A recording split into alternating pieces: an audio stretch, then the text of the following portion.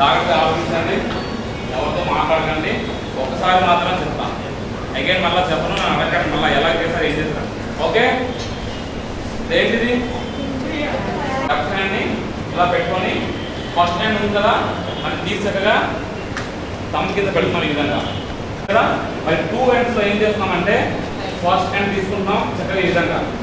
Okay, left హ్యాండ్ని ఇలా పెట్టుకోండి, 2 ఫింగర్స్తో చక్కగా ఈ విధంగా పట్టుకుంటున్నాం. పట్టుకొని ఈ రోప్ని దాని మీద వేసి ఇలా పట్టుకుంటున్నాం. అది ఎప్పుడు చేయాలి?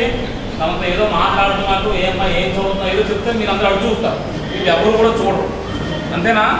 మీరు కూడా అలాగే చేయాలి. బాలలకి వేసవి సెలవులు అనేవి చాలా ప్రధానమైనటువంటి సమయం వాళ్ళకి. ఎందుకంటే ఈ 2 నెలలు 3 నెలలు చదువు తప్ప మిగతా అంశాలు నేర్చుకోవడానికి వాళ్ళకు ఒక వెసులుబాటు కనపడుతుంది.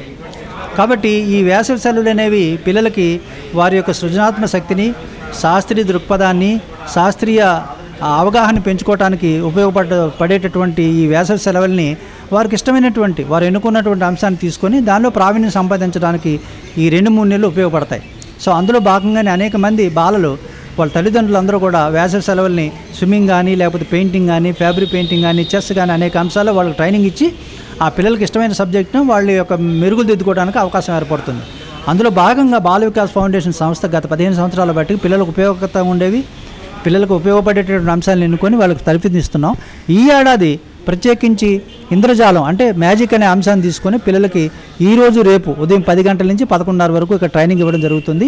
ఈ మ్యాజిక్ తెలుసుకోవటం వల్ల పిల్లలకి రీజనింగ్, సైంటిఫిక్ అవుట్లుక్ లేకపోతే శాస్త్రీయ దృక్పథం తెలుసుకోవడానికి అవకాశం ఏర్పడుతుంది. ఎందుకు ఈ పని చేయాలి, ఎందుకు చేయకూడదు, ఎలా చేయాలి అనేది తెలుసుకోవడానికి ఇది బాగా ఈ ఇంద్రజాలం బాగా ఉపయోగపడుతుందనే ఉద్దేశంతో ఈ కార్యక్రమాన్ని ఇప్పుడు చేపట్టాం.